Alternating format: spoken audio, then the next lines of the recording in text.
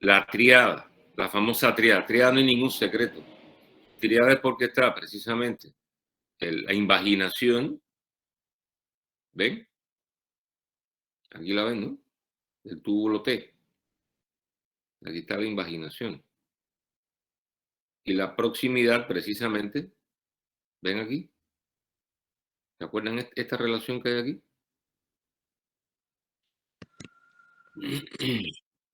Con el retículo sarcoplasmático. Entonces lo que usted está hablando aquí es de un corte transversal. ¿Ven? De esto se trata. Retículo sarcoplasmático y túbulo T. Por eso se habla de la triada, que siempre se menciona eso en estos capítulos. Lo más importante en este punto, la sarcómera. ¿Bien? La sarcómera, que lógicamente esto se acorta en el proceso de contracción que estábamos hablando aquí. Aquí. En este proceso, cuando se desliza la actina y la miosina, esto se acorta. Porque la unidad, escuchen bien, la unidad anátomo-funcional del músculo estriado esquelético es la sarcómera. Y es exactamente desde la línea Z a la línea Z. ¿Entendido? ¿Me escucharon bien? Sí, señor. Sí, profe. Muy bien. Muy bien. Las bandas claroscuras, lo que nos está demostrando la anisotropía y la isotropía es un fenómeno físico para que ustedes vean entonces exactamente la estriación. Lo que es el resultado de las estrías que usted ve. Acuérdense que el hecho de que haya un epimicio es precisamente tejido conectivo. El tejido conectivo del epimicio de los grandes músculos es un tejido conectivo rico en colágeno 1. Ya cuando emite las trabéculas, ahí puede ir variando a fibras mucho más delgadas, como lo que es el retículo, por ejemplo, colágeno tipo 3, fibras reticulares. ¿Entendido? Epimicio, perimicio, y cuando se hace un corte histológico, usted puede ver aquí adentro el endomicio entre una célula muscular y la otra. ¿Ven? El tendón, por ejemplo, el vientre de un músculo, este es epimicio.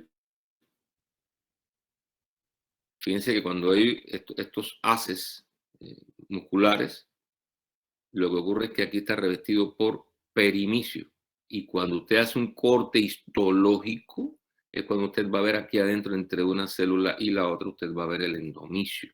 Está aquí adentro, aquí no se ve bien porque es simplemente para señalarle esto que es aquí entre una célula y la otra. ¿Me están siguiendo? Sin que pierdan la atención de lo que estamos hablando. Sí, profe. Muy bien. Muy atentos que este encuentro es importante hoy. Así que si yo hago un corte histológico, entonces voy a ver el endomicio. Pero ya yo les expliqué hoy, si yo hago un corte histológico en la aproximación, el acercamiento que hago con mi objetivo en el microscopio, yo hago una foto, lo que voy a ver es endomicio. No voy a poder ver ni epimicio ni perimicio porque reduje mucho el campo visual por el nivel de magnificación que tenemos. ¿Entendido? Así que si a usted le presentan un corte histológico como este y se trata de definir dónde está el endomicio o le señalan qué es lo que hay aquí en este espacio, usted tiene que entender que si estoy en un corte histológico eso no puede ser ni epimicio ni perimicio, sino que se trata de un corte histológico y lo que va a haber es endomicio. ¿Entendido? Disculpen este rejuego de palabras, pero es muy importante entenderlo. ¿Entendieron bien el concepto? Entendiendo el concepto no va a haber fallo. En un corte histológico usted lo que va a hacer es endomicio. ¿Me oyen bien? ¿O hay dudas? ¿No hay dudas en esto? No, señor. Muy bien. Entonces, vuelvo nuevamente. Un corte histológico como este, ¿por qué sé que esto es músculo estriado esquelético? Porque fíjense que tengo grandes núcleos grandes, voluminosos, Y por ejemplo, ven núcleos hacia la periferia. Esto es típico, porque acuérdense que me tengo que adelantar un poco para que no haya errores. Esto no lo puedo encontrar en el músculo liso, porque el músculo liso es liso, por lo tanto no hay estrías. Y no me puedo confundir con el músculo cardíaco, porque sencillamente en el músculo cardíaco cada fibra tiene un núcleo y los núcleos están en el centro, no están hacia la periferia. ¿Entendido esto? Porque estos son aspectos conceptuales fundamentales, tanto para la teoría como para la imagen, o las imágenes. ¿Entendido? Sí, profe. Muy bien. Entonces, vuelvo nuevamente. Estoy en un corte histológico. Aquí lo que tengo es endomisio. ¿Bien?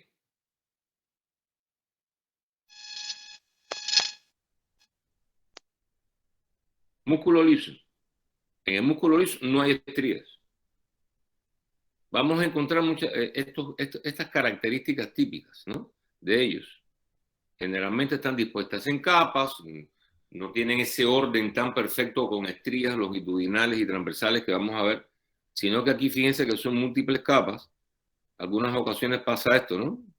Donde uno ve un aparente desorden, pero realmente no es así porque es un músculo que funciona perfectamente acompañando a nuestras vísceras, a nuestras estructuras glandulares como soporte, como sostén, pero no hay duda de que no tiene ese mismo orden que tienen las otras para poder identificarlos correctamente. Inclusive fíjense que se parecen mucho a los fibroblastos, los núcleos de las células de Schwann. Se parecen muchísimo. Pero creo que es bien distintivo el músculo liso, el músculo cardíaco y el músculo estriado-esquelético.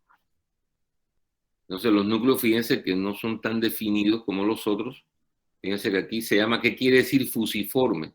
Que tienen diferentes formas y tamaños, lo pueden ver, ¿no? Por eso se dice que son fusiformes, unos más alargaditos, unos más pequeños, eso es bastante típico. Y casi siempre en los cortes del músculo liso, fíjense que aparecen bandas longitudinales y transversales en la misma preparación, generalmente pasa esto. Esto es para que vean entonces ya en su ejercicio los núcleos,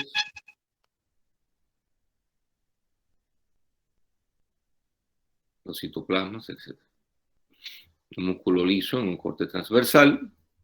Bien. Aquí fibras musculares lisas longitudinales. Fíjense bien que los núcleos son fusiformes. En el caso de corazón,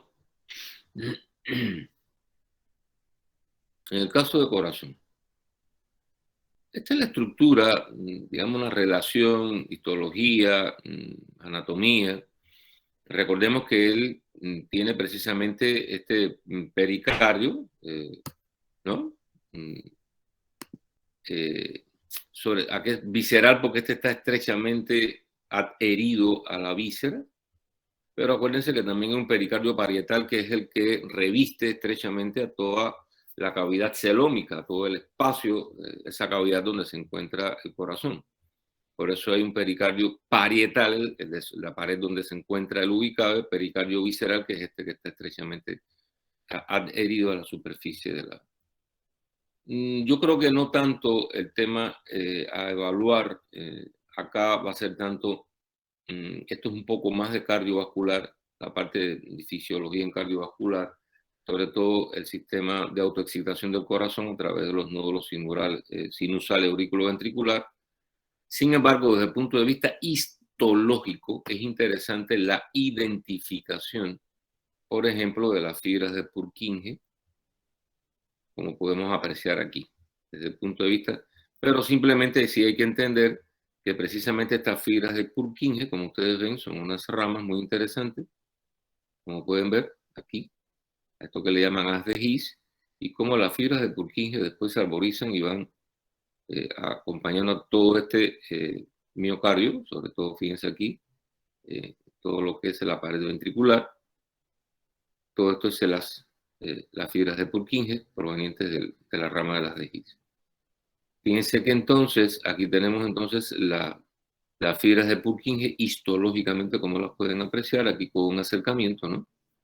Vuelvo nuevamente, las fibras de Purkinje, sistemas que participan en este sistema de conducción del corazón, Estas son las fibras de Purkinje. ¿La ven aquí?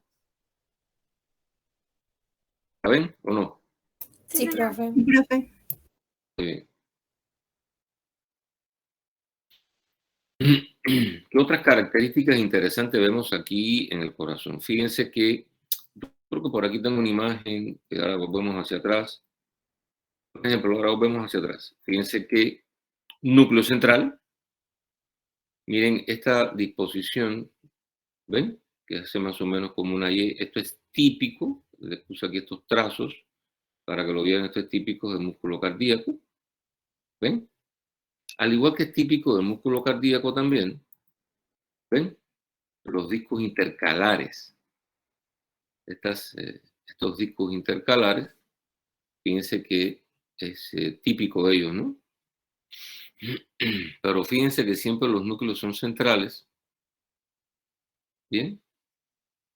Aunque tengan estrías que no tan evidentes como las del músculo estriado esquelético, pero los núcleos son centrales, ¿oyeron? Y tienen además los discos intercalares. Digamos que son datos que caracterizan el corazón, ¿no? Entonces, eso es importante, fíjense que esa disposición en Y es típica, ¿no? de ellos. También hay tubos los no amplios, menos profundos, pero son amplios. También hay tubos los T, pero insisto mucho, por ejemplo, en esta imagen, ¿no? Para que vean bien aquí mismo, en un mismo corte histológico, los discos intercalares. Observen los núcleos, la división, ¿no? Y sobre todo este tipo de muy irrigado, evidentemente, con estos pequeños capilares donde los hematíes o glóbulos rojos van fíjense, dispuestos de uno en uno, intercalados entre estos espacios que aquí se definen. Bien, creo que hay aspectos fundamentales como los discos intercalares, los núcleos centrales, un solo núcleo que tienen los miocitos cardíacos, sería así. Bien, miren aquí los discos intercalares. ¿Ven? ¿Los ven? Sí, señor. Sí, señor. Yo les voy a enviar un resumen para que trabajen sobre el resumen que yo les voy a enviar, que parte de aquí, ¿no? ¿Estamos entendiendo? Sí, señor. Sí, señor. Disculpe que sea un poco reiterativo, pero es que estoy tratando de prepararlo para que no haya fallo en el examen, ¿oyeron? Listo, profe, gracias.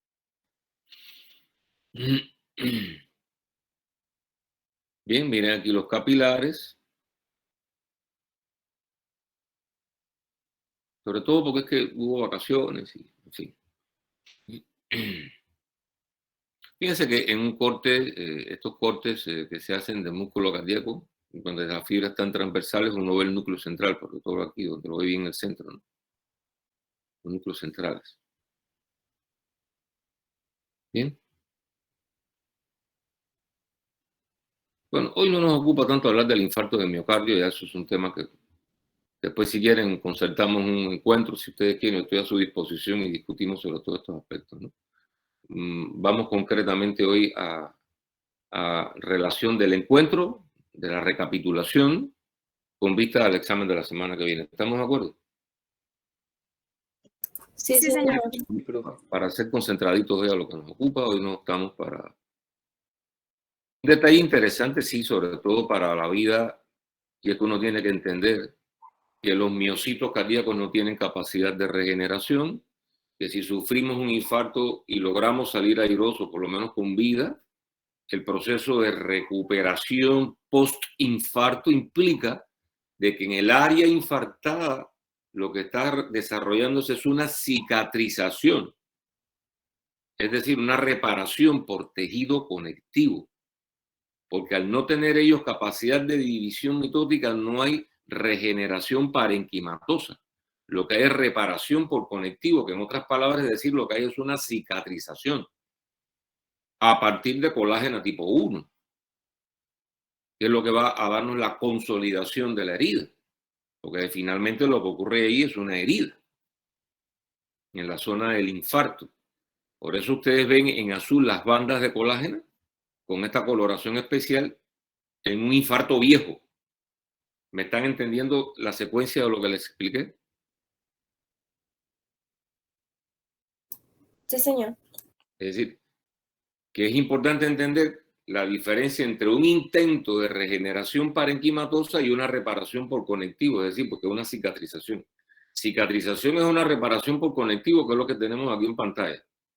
Esto es un corazón de un paciente que falleció de otra cosa, pero había tenido un infarto anterior. Al hacer los cortes histológicos se detecta que él había tenido un infarto, pero lo superó. ¿Qué quiere decir que lo superó? Que logró cicatrizar la zona donde él tuvo el infarto anterior, estoy refiriéndome, no al infarto reciente. En un infarto reciente, es decir, si el paciente hubiera fallecido recientemente y se le hace la autopsia, usted no va a ver esto. Usted lo que va a ver es esto, ¿entendido? Es una necrosis de coagulación, es otro asunto.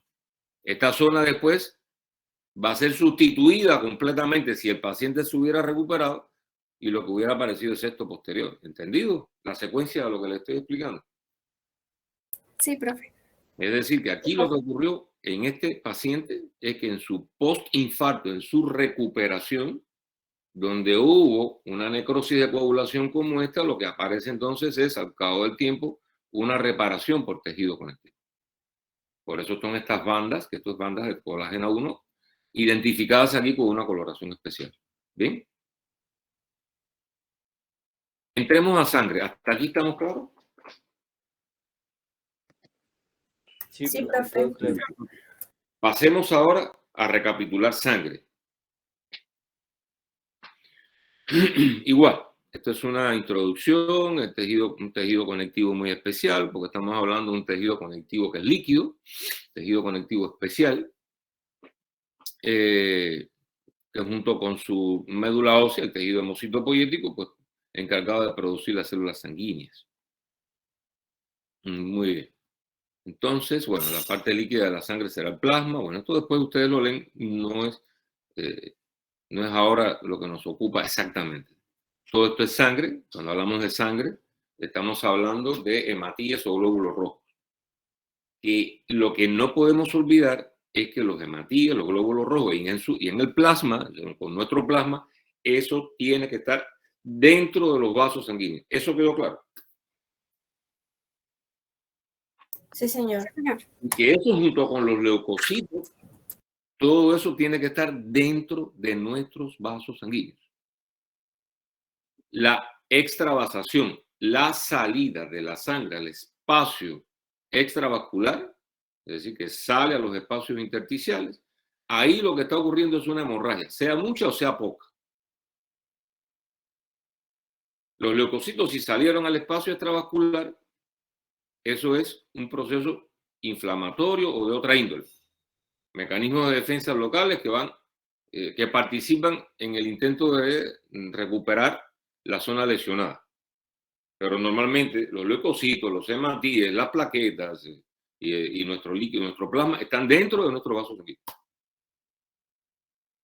¿Bien? Si usted toma por ejemplo, digamos aquí, usted toma un tubo de ensayo, asumamos de que esto tiene 100 mililitros, y usted lo centrifuga, lo que va a sedimentar aquí es el hematocrito. De aquí para arriba lo que está es el plasma. De aquí para abajo lo que está es el hematocrito. Cuando él habla de hematocrito es justamente lo que sedimentó cuando usted lo pasó por la centrífuga. Bien. Esto es plasma, que es el que está aquí, y lo que está sedimentado se llama hematocrito. Son los hematíes que sedimentan. Si está muy poquita, como por acá, por ejemplo, esto es una anemia. Esto es normal, esto es una policitemia. Esto es una enfermedad. No nos ocupa ahora analizar la policitemia, pero simplemente para que lo sepan. En un proceso inflamatorio agudo es donde se dan estos eventos de que salgan los leucocitos al espacio intersticial. Pero normalmente, como ya yo les había dicho, tiene que estar en los espacios vasculares, dentro de los vasos sanguíneos, grandes, moderados, moderadamente grandes, pequeños y capilares. Allá adentro es donde tienen que estar ellos. Si salen por una serie de razones fisiológicas, donde participan una serie de fenómenos físicos, el aumento de la presión hidrostática, porque aumenta el flujo de sangre en la zona, porque aumenta la permeabilidad vascular a través de la histamina y la serotonina, moléculas que se liberan y estimulan la vasodilatación y el aumento de la permeabilidad, una serie de fenómenos que nos ocurren en los procesos inflamatorios y por eso ellos salen, para cumplir su misión defensiva. Pero normalmente ni debe salir el líquido, ni deben salir los hematíes y mucho menos los hematíes. Los leucocitos y mucho menos los hematíes deben estar dentro de los vasos sanguíneos. O sea, hay una serie de cambios vasculares, cambios hemodinámicos de la permeabilidad, los propios fenómenos leucocitarios que nos explican todo este proceso. Pero normalmente deben estar dentro de nuestros vasos sanguíneos. Bien, tiene que existir siempre una relación de control, de equilibrio entre coagulación y anticoagulación. Nuestra fisiología y nuestro equilibrio está dado por ni puede haber una exagerada vascularización, coagulación, porque entonces surgirían trombosis y vamos a morir en ese caso. Y por todo, y lo contrario, no puede estar tampoco extraordinariamente líquida de que usted no sea capaz de formar un tapón plaquetario en un inicio, por lo menos ante una herida. Por lo tanto, tiene que existir un equilibrio. Y de hecho existe en condiciones normales. Importante entender que cuando una persona pierde sangre son una de estas tres causas: o ruptura de los vasos sanguíneos del corazón, déficit del número o función de las plaquetas, o déficit de los factores de coagulación. Bien, tiene que existir un equilibrio. Ustedes que están jóvenes tienen un equilibrio. No tienen que consumir absolutamente nada, sino simplemente que tener una alimentación variada. Ustedes no tienen necesidad de consumir ningún medicamento. Ustedes tienen un equilibrio, una homeostasis que está funcionando perfectamente. Salen de los vasos sanguíneos, hemorragia. La hemorragia puede ser de muchos litros, si a la persona se le perfora, por ejemplo, en un accidente de la femoral, entonces es un problema ya de volemia, de hipovolemia, porque ha perdido litros y puede morir si no se logra llevar a un centro de urgencias. Pero si es una pequeña hemorragia cerebral, es tan grave o mucho más grave y sin embargo no ha perdido gran volumen de sangre, sino esto guarda relación con la localización anatómica. Luego, ante una hemorragia hay que analizar la localización anatómica, el volumen de sangre perdido, hay que considerarlo. Pero como concepto, la hemorragia es la salida de sangre de los vasos sanguíneos, porque no deben salirse de los vasos sanguíneos. ¿Entendido este concepto? Sí, profe. Dígame. Esto es para que vean un vaso sanguíneo con muchos hematíes, ahí lo ven. Los linfáticos no tienen elementos formes dentro, porque los linfáticos solamente tienen la linfa y la linfa no lleva ni hematíes, ni leucocitos, ni nada.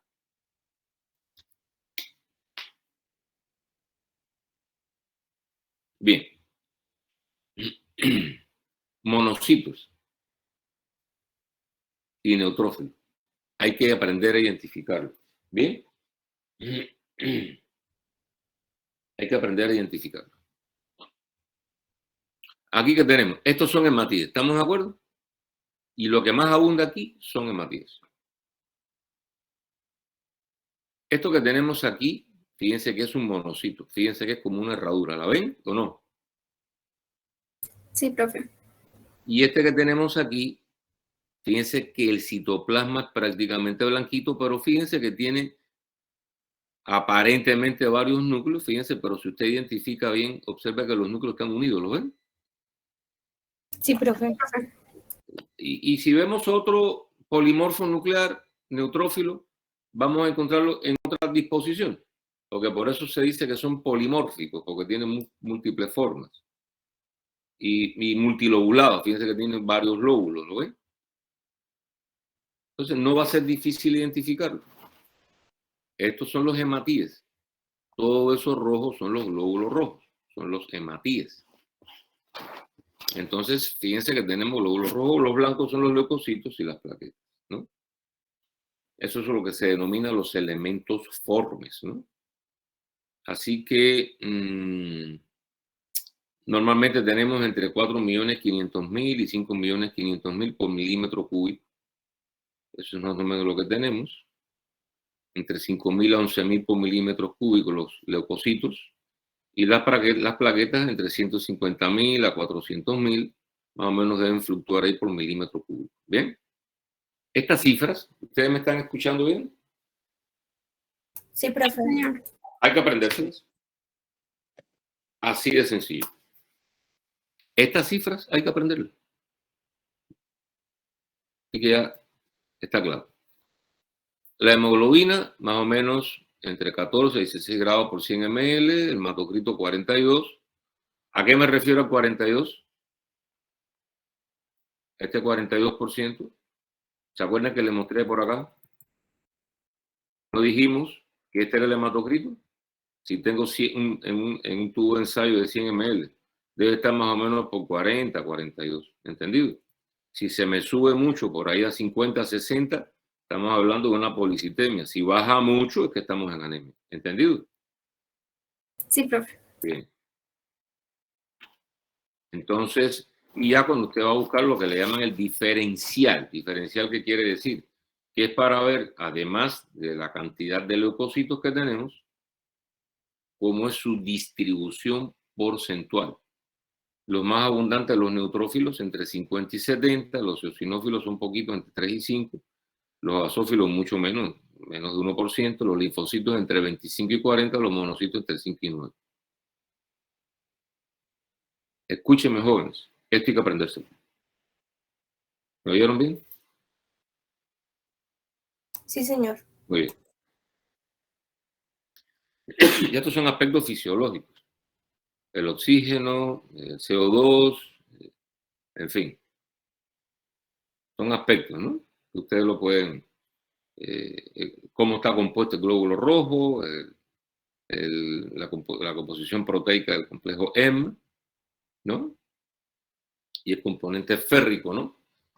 De la hemoglobina, que sería la parte de, ¿no? Que la hemosiderina. Aquí en Matías, 7.5 micrómetros, simplemente para que usted se ubique. Si un polimorfo nuclear neutrófilo más o menos están 12, 13 micras, pueden llegar hasta 14 micras los eosinófilos, o sea, estamos hablando, y estos tienen más o menos entre 7.5 micrómetros, son mucho más pequeños, ¿no? Son discos bicóncavos. Bien, vengo acá, ¿y qué tengo aquí? ¿Esto qué cosa es? ¿Somos capaces de decirlo? Linfocitos. Linfocitos. Perfecto. ¿Y estos pequeñitos que tenemos por acá? Plaquetas. Plaquetas, perfecto. ¿Y estos dos personas que tengo aquí? Estos dos Neutrófilo. Neutrófilo. polimorfos nucleares neutrófilos. Perfecto. Y estos son los hematíes, ¿cierto? Sí, señor. Muy bien. Perfecto. Estamos bien. Bueno, estos son ya aspectos conceptuales. Los leucocitos son el leucograma.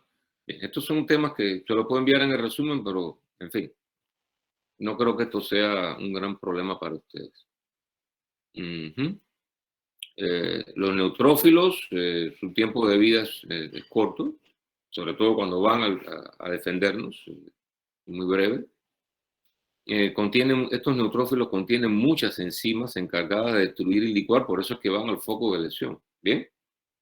Por eso es que van rápido, son muy susceptibles a las sustancias quimiotácticas, por eso van rápido al foco de lesión. Su vida es breve, pero ahí vierten sus enzimas porque esa es la razón de por qué van a defendernos. Entonces, cuando la cantidad de neutrófilos está por debajo de los valores, por eso hay que aprenderse los valores. Cuando está por debajo de los valores normales es lo que se llama neutropenia. ¿Esto quedó claro? Cuando están por debajo de los valores normales se llama neutropenia. Bien. En los procesos agudos, cuando aumenta mucho la cantidad de neutrófilos, cuando usted hace el análisis de sangre de la persona, pues entonces se habla de neutrofilia. Bueno, se supone que la persona aumentaron en esos casos inflamatorios agudos los neutrófilos porque hay una emergencia y por eso van más a defendernos. ¿Entendido? Sí, profe. Así que si usted le hace un análisis, esto es de razonamiento, si usted le hace un análisis a una persona que está con una apendicitis, un proceso grave de amigdalitis, pues probablemente tenga neutrofilia. Es decir, que tengan aumentado los valores de los leucocitos. Bien. Por ejemplo, si esto es el pus.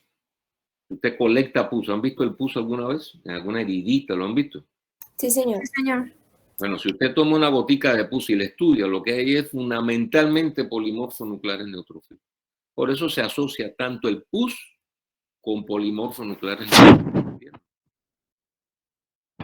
Porque si usted estudia una gotica de pus, lo que va a ver ahí predominantemente, no importa el lugar que sea un absceso pulmonar, sea una apendicitis, un absceso alveolar, usted colecta ese pus y lo estudia y lo que va a ver ahí son polimorfos nucleares neutrófilos, pero muchos y muchos y muchos. ¿Entienden bien? Entonces yo sigo con mi insistencia. Aquí que tenemos linfocitos, ¿cierto?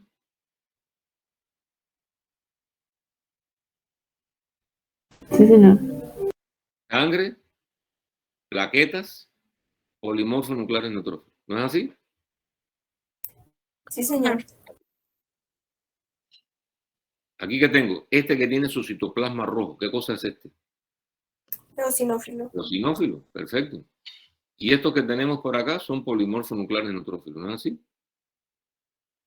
Sí, profe. Perfecto. Todo esto que tenemos aquí, un absceso.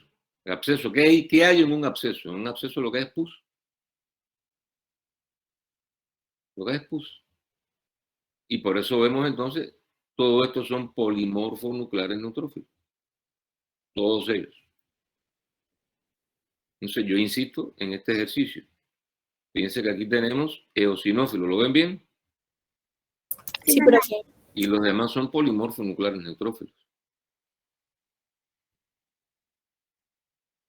Todo esto es un eosinófilo, ¿no es así? Sí, señor. Muy bien. Seguimos sigo insistiendo.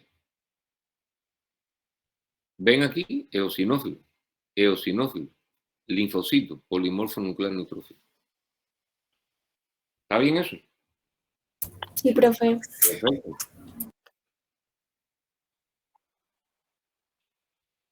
Para ver esto no hace falta ir a un salón de laboratorio. Aquí de manera presencial lo hacemos perfectamente. Y ahora acordándome, ¿no? Porque en muchas ocasiones iban al laboratorio y lo que hacían era tomar la foto y irse para su casa. Entonces, realmente es esto, ¿no? Esto no es lo mismo que anatomía, ¿no? Comprenden, eso es completamente diferente. Pero la plataforma, biología es distinto completamente a anatomía. Son dos cosas distintas. Aquí es como si usted estuviera viendo en microscopio. Es esto mismo. Porque finalmente lo que hago es fotos del microscopio, no más que otra cosa. Y el objetivo suyo no es aprender a usar el microscopio, sino entender lo que tenemos montado a través de los lentes. No sé si me comprenden ustedes lo que estoy diciendo. Sí, profe. El objetivo suyo como odontólogo no es aprender a usar el microscopio, salvo que alguno, ya en el posgrado, si alguno quiere estudiar patología, pues bienvenido. Pero el objetivo es que usted entienda lo que hay, lo que se está viendo a través del microscopio, que es exactamente esto. Bueno, aquí tenemos entonces eosinófilo, estoy insistiendo, ¿no? Eosinófilo, bien. Polimorfos nucleares neutrófilos. Polimorfo nuclear neutrófilo. Y este es un basófilo. Gránulos azules. Este es un linfocito, ¿o no? Sí, señor. Casocitoplasma. Y aquí tenemos un monocito. Fíjense que termina como en una herradura. Miren la muesca que tiene aquí, ¿no? ¿La ven? Sí, profe. Muy bien. Plaquetas y hematíes, o sea, glóbulos rojos. Bien. Este grandote es un monocito. Por su tamaño, quizás aquí no se ve tan bien, ¿no? La muesca. Linfocito, ¿no? Plaquetas, hematíes. Bien, aquí que tenemos linfocitos, plaquetas, glóbulos rojos. Bien, aquí que tenemos eminentemente hematíes y plaquetas, ¿no? Grupos de plaquetas. Recordando que las plaquetas no son verdaderas células, ¿o no se acuerdan? Sí, profe. Muy bien. Entonces, aquí tenemos linfocitos, plaquetas glóbulos rojos. Muchas plaquetas, ¿no? Tenemos muchas plaquetas aquí. ¿Bien?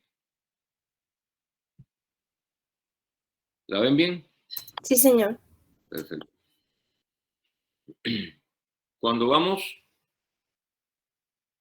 hacia médula ósea, tejido hemocitopoyético, ahí lo que vamos a ver son exactamente, ¿se acuerdan cuando nosotros estudiamos hueso? ¿Se acuerdan? Sí, profe. Vamos a ver entonces, cuando estudiamos hueso, los espacios que teníamos eran eran de médula ósea, ¿no es así? Sí, señor. Sobre todo hueso esponjoso. Entre trabécula y trabécula de hueso esponjoso, lo que tenemos es la médula ósea. Porque por fuera está la corteza, por fuera del hueso, lo que tenemos es el hueso compacto, ¿no? Pero adentro lo que tenemos son las trabéculas y la médula ósea. Bueno, y estos son temas ya cuando hay un mielograma. Ahora no nos vamos a diluir con eso cuando tomamos una biopsia, cuando hacemos un mielograma, ¿no? Bien, el tema, ¿a dónde nos lleva el tema del mielograma y la biopsia? En fin, para resumirle brevemente. El asunto está que si nosotros tenemos un paciente que nos llega el día del procedimiento quirúrgico, ustedes se acuerdan la secuencia que yo les expliqué, ¿no? Un día miércoles como hoy recibo un paciente y decido y le explico que tenemos que hacer un procedimiento quirúrgico, yo le indico los análisis hoy, ¿entienden? El miércoles próximo, antes del procedimiento quirúrgico, debo leer el resultado de lo que él me trae. Los valores deben estar dentro de los parámetros que hemos hablado. Usted tiene que aprenderse esos valores, independientemente que hoy casi siempre viene impreso unos valores de referencia, pero usted tiene que saberlos. Y la interpretación es más importante aún. Se tiene aumentados los valores, por ejemplo, de los leucocitos, hay que estudiar al paciente. ¿Comprenden bien?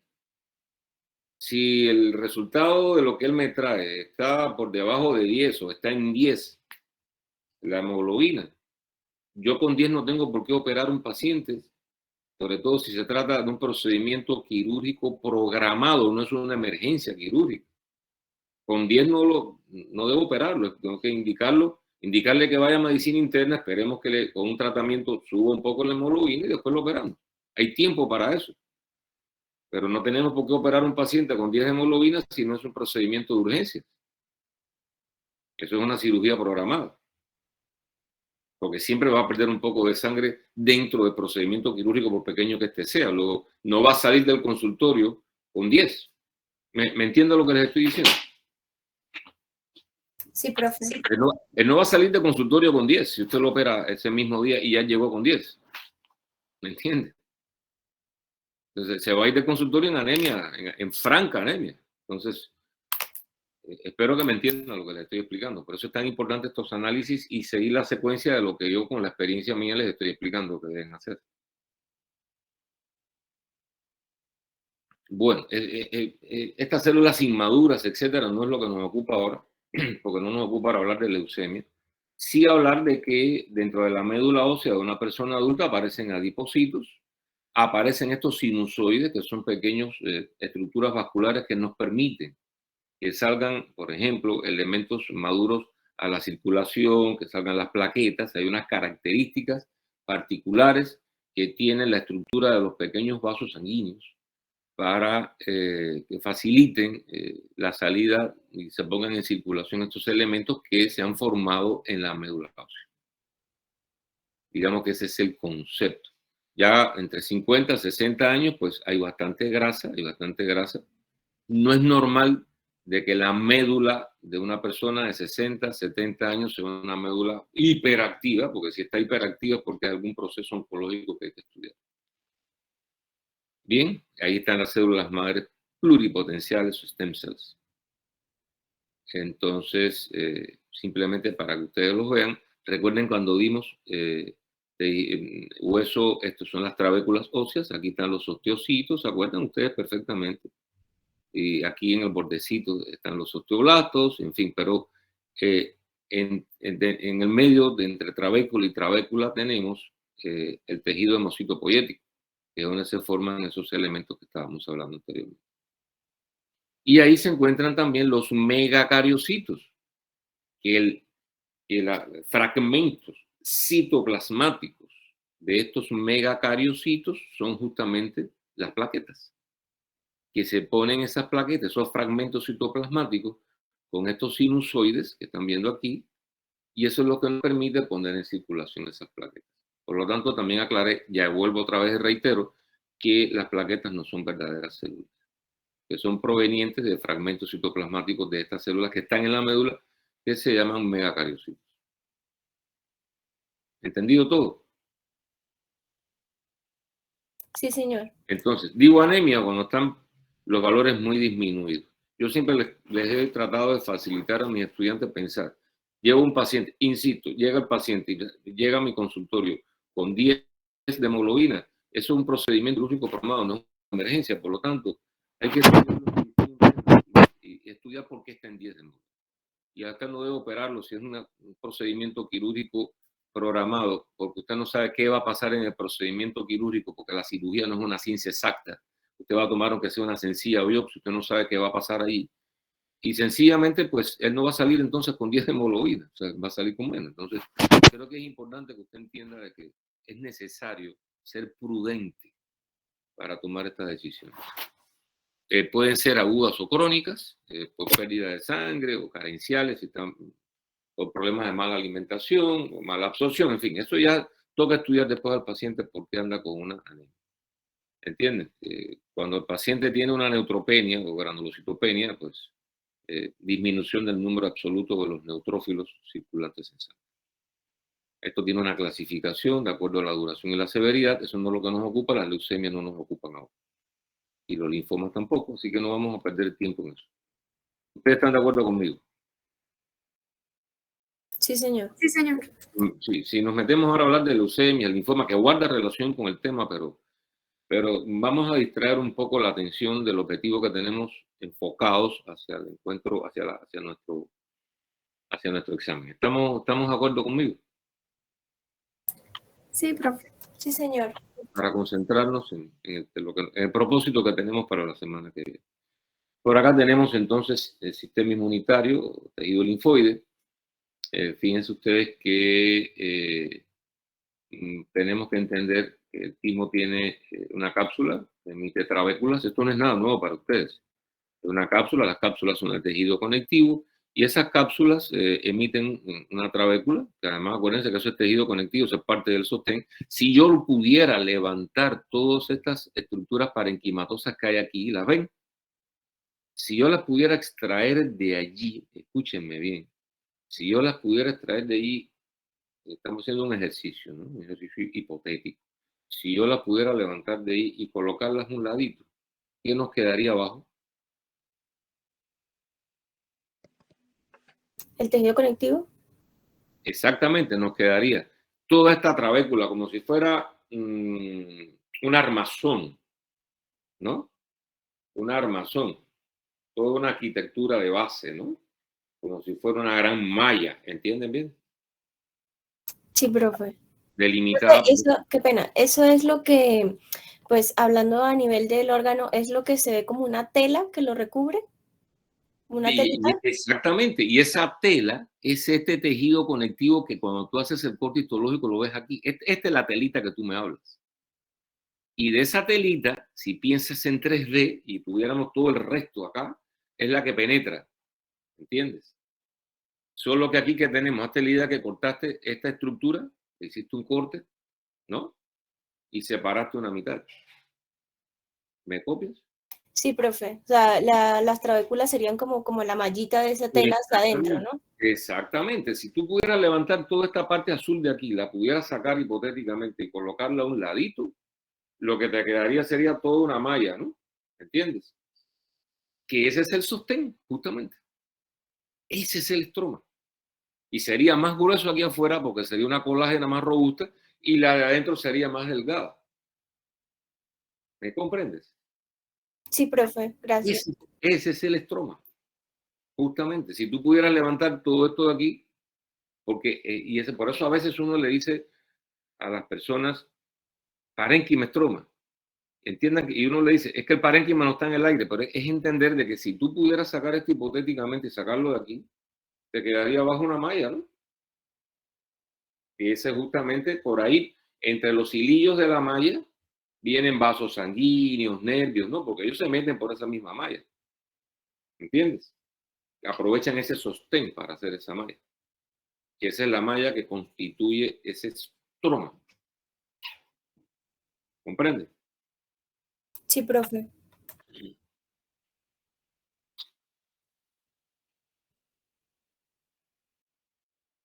Entonces, eso es lo que tenemos aquí, por ejemplo, con relación al timo. Entonces, hay detalles del timo que son muy importantes, como por ejemplo, los corpúsculos de Hassel, ¿los ves aquí? Sí, señor. Sí, señor. Muy importante. Esos son datos importantes a identificar desde el punto de vista histológico, ¿no? Justamente eso, ¿ves? Esta parte medular, ¿no? Y la parte cortical, la parte que está hacia afuera más oscura, ¿no? La parte medular, la parte cortical, ¿no? ¿Ves? Aquí tenemos un vaso sanguíneo, para que lo puedan ver. Y todas las células, lógicamente, como que es timo, le llaman timocitos, por su origen. Entonces aquí tenemos con un acercamiento corpúsculo de Hassel. Esto es muy importante porque son uno de los más activos que participan en la síntesis de timosina, que es una de las hormonas que participan en la maduración del sistema inmunitario. Fíjense aquí con más acercamiento. Es decir, que si usted ve esta estructura llamada corpúsculo de Hassel, así solito, ya usted no solamente sabe que se trata de un corpúsculo de Hassel, sino de que esto es del timo, porque esto es como si fuera un verdadero sello, ¿no? De que se está hablando de timo. ¿Me entienden ya? Es decir, que usted viendo esta célula, usted ya puede decir de que esto es un timo, sin yo haberlo dicho antes. ¿Comprende?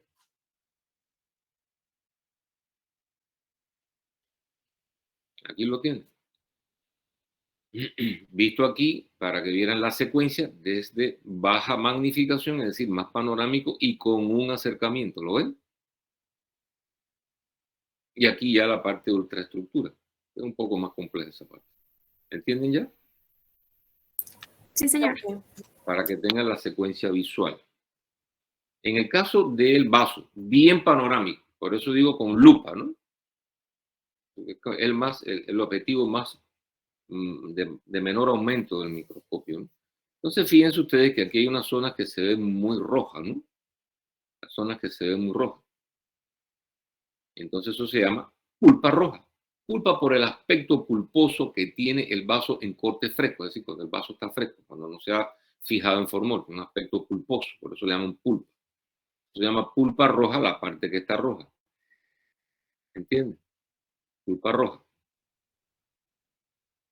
Y la zona que está alrededor, fíjense bien, alrededor de estos vasos sanguíneos se le llama pulpa blanca. Fíjense que está delimitado incluso la concentración celular alrededor del mismo. Vamos a verlo en este corte. Fíjense que la zona que está alrededor, miren aquí el vaso sanguíneo. Lo primero es identificar el vaso sanguíneo. ¿Lo ven aquí? Sí, profe. Entonces, fíjense que aquí hay una zona muy azul. ¿La ven o no?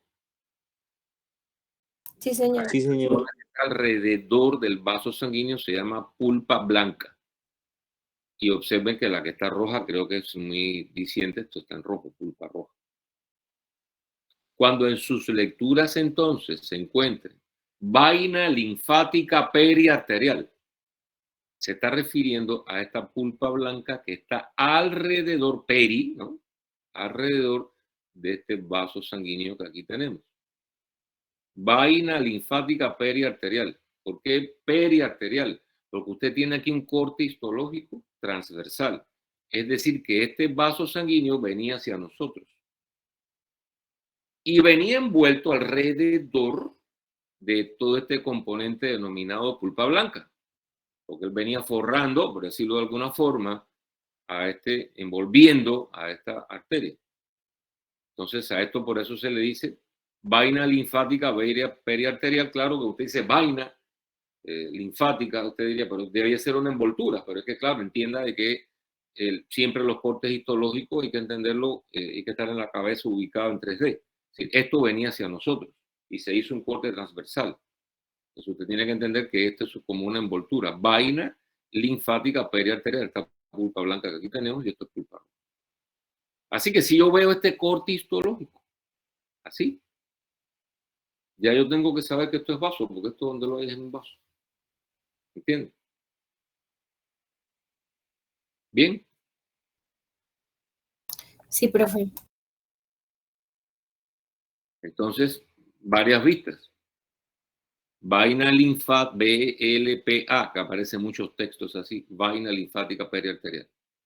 Viene alrededor de esta estructura arterial. Esto es la pulpa roja, la ven aquí, roja. Esta zona de acá.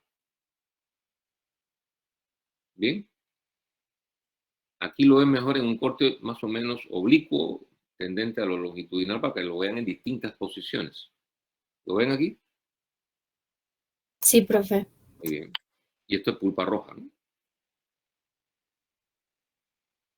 Bien. Y estos son los sinusoides. Esa es la característica que tienen estos vasos sanguíneos. Se llaman sinusoides. ¿Ven? Esta disposición de ellos se llama sinusoides. Cuando dicen cordón esplénico, son los cordones del vaso. Al tener estas estructuras vasculares aquí, así en esta posición longitudinal, lo que queda entre unos y otros es vaso. Y le llaman esplénico porque, pues, digamos que arrastramos un poco este anglicismo, porque viene el spleen, que es el vaso. Vaso en inglés es spleen. Entonces, pues entonces lo han llevado al español y entonces ya no deja de ser spleen, sino que ahora es esplénico. Entonces, imagínense. Son cordones del propio vaso, ¿no? ¿Entienden? Pero los libros están llenos de estos anglicismos. Así que, entonces, vamos entonces ahora a los ganglios linfáticos. ¿Se acuerdan los ganglios? Sí, señor. Sí, señor. Ganglio linfático. Es una estructura que también tiene cápsula, tiene trabéculas y hay regiones, por ejemplo, para que ustedes vieran, por ejemplo, un folículo linfoide, ¿no? Las zonas de la paracorteza, ¿no? Las glándulas endotelio alto. Pero entonces, sencillamente, usted lo que tiene que entender, que en estos ganglios linfáticos, pues, son pequeñitos, son como una haba, no deben ser palpables clínicamente, tienen una cápsula, ¿no? Una región capsular, ¿entienden? Entonces, además, tienen, esa cápsula emite como unas trabéculas, las ven aquí, toda esta región cortical, toda esta región es la región cortical, por la corteza, ¿bien? Y entonces, aquí se van a lo que se llaman los senos, ¿no? En estos centros germinales donde, para tener células competentes para el punto de vista inmunológico. Entonces, si vemos un ganglio bien, con una lupa, como digo yo, pues, el más pequeñito es como si fuera una lupita, observen que esto es un ganglio, ¿ven aquí? Con todos estos centros germinales, con toda su cápsula. Esto es un ganglio normal, no es un esquema. Y aquí el esquema puede ayudar para que usted pueda verlo, ¿no? ¿No? ¿Ven? ¿Qué tenemos? Es simplemente para ilustrar la circulación linfática. Porque acuérdense que estos ganglios están a lo largo de todo ese retorno de linfa que viene desde las extremidades distales, ¿no? Porque como ya habíamos comentado, los ganglios linfáticos, la linfa solamente viene en retorno hacia el corazón, aunque no son vasos tributarios directamente a ninguna cavidad cardíaca, pero sí acompañan a las venas y son tributarios de grandes venas. Entonces, a lo largo del sistema linfático aparecen estos ganglios por el camino. Por lo tanto, hay que hablar de la relación de esa circulación de la linfa con los ganglios, porque ellos, si no, estarían atravesados, serían una talanquera ahí, ¿no? Sería un obstáculo, y no es así. Ellos tienen una circulación que después da continuidad hacia el resto de la circulación, o sea, son atravesados por esa linfa y continúan su camino. Por lo tanto, por la superficie, miren bien que es como una haba. No sé si están de acuerdo conmigo que esto es más o menos como una haba, ¿no? ¿Ven? Sí, profe. Fíjense que la circulación viene por aquí, por la superficie convexa de esta haba, por decir de esa forma. Aquí entran los vasos aferentes, que son los que traen la linfa, atraviesan toda esta región, ¿no? Que le llaman la corteza, porque el ganglio tiene corteza, miren todo esto es lo que le llaman la zona cortical, la corteza, y esta es la médula, el centro, esta es la médula. Luego entran, atraviesan toda la corteza, pasan a la médula, salen lo que se denomina, por lo que se denomina el hilio del ganglio, hilio con H, que es la puerta de entrada y salida. No es patognomónico el término hilio del ganglio. El vaso tiene un hilio, el hígado tiene un hilio, los pulmones tienen hilio, porque ese no es más que la puerta de entrada y salida de las estructuras vasculares linfáticas. Esa es la puerta de entrada y salida. A eso en anatomía, en histología y en anatomía, eso le llamamos nosotros hilio. Y en patología igual, el hilio hepático. Es decir, eso es un término que cuando se refieren a eso, usted tiene que ubicarse de que esa es la puerta de entrada y salida de la estructura. De una estructura visceral, no importa el tamaño de la misma. Fíjense que el ganglio es pequeño y tiene un hilio, los pulmones tienen hilio, el hígado tiene hilio, el vaso tiene hilio. Entonces hay que entender que es un término descriptivo para la puerta de entrada y salida. Luego entran por aquí, como repito nuevamente, por los vasos aferentes, que aquí lo tienen, por la superficie convexa, atraviesan la región cortical y salen atraviesan la médula y salen por el hilio para dar continuidad por lo que se denominan los vasos eferentes. Entra por los vasos aferentes y salen por los vasos eferentes. ¿Entendido? Esta es la circulación linfática del ganglio. Bien.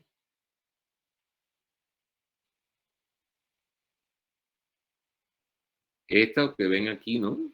Toda esta zona es la zona cortical. La zona que está aquí, a un ladito, le llaman la zona paracortical.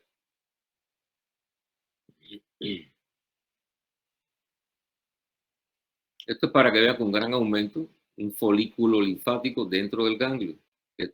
Esta zona clarita son lo que llaman un centro germinal. Ven aquí con un acercamiento. Centro germinal con más acercamiento. Para que vean, estas células grandotas son macrófagos. Porque por ahí pueden venir determinados elementos nocivos a través de esa linfa. Bacterias, células tumorales, etc. ¿No? Y ahí hay una nutrición, hay unas vénulas que son altos en su revestimiento, cuando hasta este momento habíamos hablado siempre que el revestimiento era planito. Aquí aparece un detalle, que son vénulas con el endotelio alto. Porque el endotelio siempre habíamos hablado que era bajito, pero aquí hay una excepción, era plano. Bien. Estos son detalles, solo para una información. Es importante identificar en la región medular, por ejemplo, los plasmocitos. ¿Se acuerdan qué eran los plasmocitos? Una diferenciación del linfocito. B. Muy bien, del linfocito B. ¿Oye bien? Para completar la frase. Es una histodiferenciación morfológica y funcional del linfocito B. ¿Oyeron todos? Sí, profe. Hay que ponerle ese apellido, del linfocito B. El plasmocito guarda estrecha relación con la familia B, nunca con otro. Muy bien. Y siempre se caracteriza por esto, ¿no? Porque tiene, por ejemplo, miren aquí este que está aquí. ¿Ven el núcleo hacia la periferia? ¿Lo ven ahí? Sí, señor. Y el resto del citoplasma, ¿lo ven aquí? Rosadito, ¿lo ven? Sí, profe. Eso es típico. Y aquí, por ejemplo, ¿lo ven aquí? Miren, estoy haciendo este trazo, ¿lo ven? Núcleo hacia la periferia, citoplasma grande y rosadito. Es decir, que dentro de esto que tenemos aquí hay muchos plasmocitos. Si usted se vuelve a fijar bien, hay muchos, ¿no? Hay muchos plasmocitos. Bien. ¿Se acuerdan que era MALT? MALT.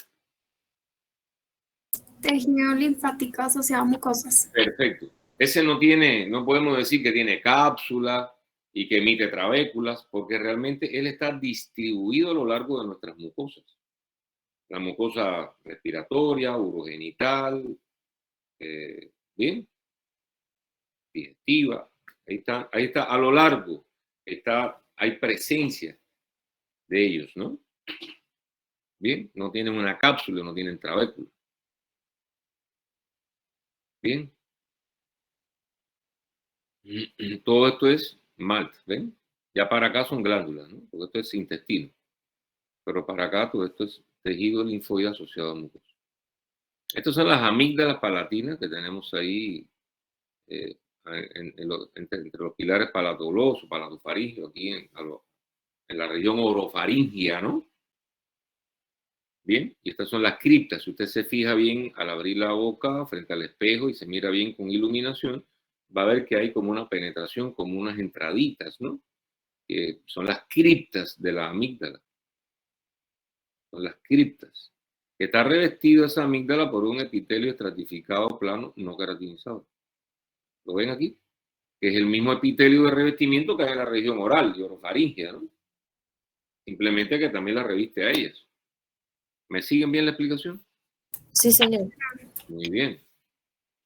Y entonces estas son las criptas, ¿no? Espacios grandes que aparecen, ¿no? A veces con esto que ven por acá, ¿no?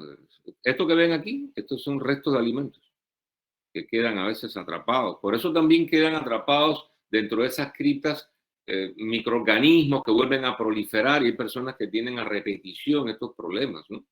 Y a veces ya la decisión de quitar la amígdala, después que ya están a repetición los procesos inflamatorios con fiebres y administración de antibióticos, hay veces que hay que seguir el consejo del pediatra cuando recomienda hay que retirar las amígdalas, porque llega un momento que en lugar de defendernos ya no nos defienden, sino que se convierten en un centro, un reservorio de microorganismos.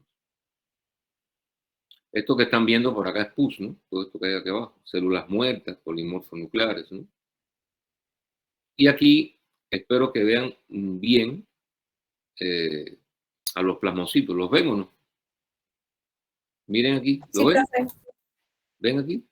Estos grandotes, así fíjense que hay algunos plasmocitos que se ponen grandes, miren aquí. Aquí es donde está, y síganme bien esta explicación, en este sector de aquí del citoplasma, si tuviéramos un microscopio electrónico, íbamos a identificar aquí retículo endoplasmático rugoso y Golgi.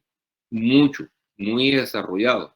Muchos sistemas de membranas aquí, porque ellos son los que producen las inmunoglobulinas. ¿Me entienden? Pero fíjense que el núcleo, estos son bastante típicos, ¿ven el núcleo? ¿Ven la distribución de la cromatina en el núcleo? ¿Lo ven aquí? Sí, profe. Sí, Esto es profe. bastante típico, esto es muy típico del plasmocito. Vean en los plasmocitos, ¿no ven en los plasmocitos cómo está distribuido la cromatina en el núcleo? ¿No? Parecen como una rueda, ¿verdad? Sí, señor. ¿Lo ven? Miren aquí el citoplasma grande, la distribución en algunos parece como una rueda, fíjense, ¿ven? Para que no pierdan de vista que si tienen que identificar esto es un plasmocito, ¿no? Bien, todo esto es su citoplasma, ¿lo ven ahí?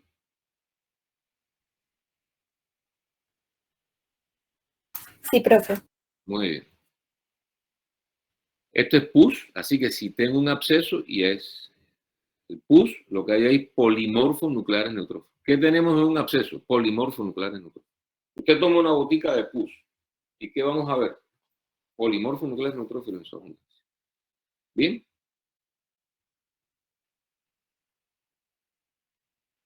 Aquí tenemos muchos hematíes, ¿ven? Muchos vasos sanguíneos y muchos leucocitos que están fuera, ¿no? Del vaso sanguíneo. Bien. Muchos hematíes. Ven aquí. Y aquí mucho pus. Este espacio en blanco es el componente líquido del pus que se perdió. ¿Oyeron? Sí, señor. ¿Qué cosa es esto? Plasmocito. Plasmocito. Es lo mismo que células plasmáticas, plasmocitos o células plasmáticas.